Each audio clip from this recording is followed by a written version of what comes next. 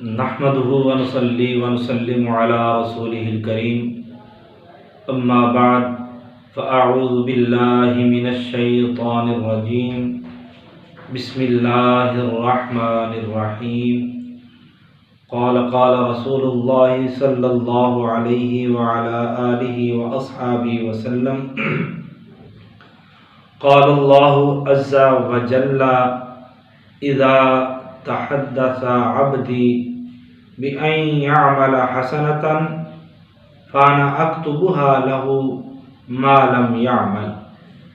جان کائنات صلی اللہ علیہ وآلہ وسلم ارشاد فرماتے ہیں کہ پروردگار عالم ارشاد فرما رہا ہے کہ جب میرا کوئی بندہ کسی نیکی کا ارادہ کر لیتا ہے، کوئی نیک کام کرنے کا خیال کر لیتا ہے، تو اللہ رب العزت فرماتے ہیں کہ وہ جب ارادہ کرتا ہے، اس نے وہ نیکی ابھی کی نہیں، اس ارادہ کرنے کی وجہ سے میں اسے ایک نیکی عطا فرما دیتا ہوں۔ سبحان اللہ۔ پھر آگے کیا فرمایا؟ فَإِذَا عَمِلَهَا فَأَنَا أَكْتُبُهَا حَسَنَةً بِعَشْرِ أَمْثَالِهَا، اور جب وہ عمل کر لے تو پھر میں ایک کے بدلے میں ایک نیکی نہیں دیتا، اسے 10 نیکیاں عطا کرتا ہوں۔ اور بعینی ہی اگر وہ گناہ کا ارادہ کرے جس طرح اس نے نیکی کا ارادہ کیا تھا، تو میرا رب کہتا ہے میں اس کے گناہ کو نہیں لکھتا، بلکہ فرشتوں کو حکم دیتا ہوں کہ اگر یہ گناہ سے باز رہے تو اس کی سوچ کے مطابق اس کا عمل نہیں لکھنا، میری رحمت کے مطابق لکھنا ہے۔ یا اللہ کرنا کیا ہے؟ فرمایا اگر یہ گناہ نہیں کرے گا، اس کے بدلے میں ایک نیکی عطا کرنا ہے۔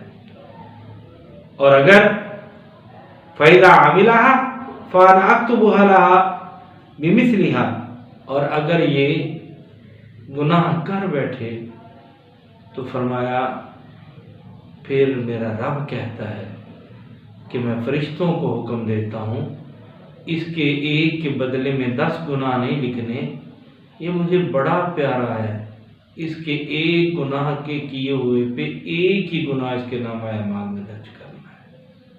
اللہ اکبر۔ ہمارا رب ہم سے کتنا پیار کرتا ہے، کتنی محبت کرتا ہے، ہمارے غلط اٹھے ہوئے قدموں کو بھی وہ اپنی رحمت کے ساتھ ڈھانپ دیتا ہے، اور بڑے پیار سے وہ کہتا ہوتا ہے ارجعی الی ربک، ارجعی الی ربک، ارجعی الی ربک۔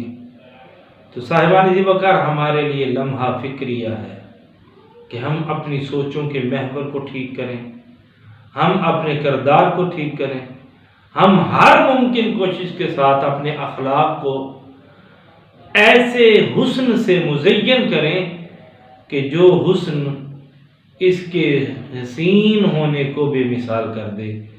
اللہ رب العزت اپنے پیارے حبیب صلی اللہ علیہ وآلہ وسلم کے وسیلہ جلیلہ سے ہماری محبتوں کو اپنی بارگاہ میں قبول و منظور فرمائے۔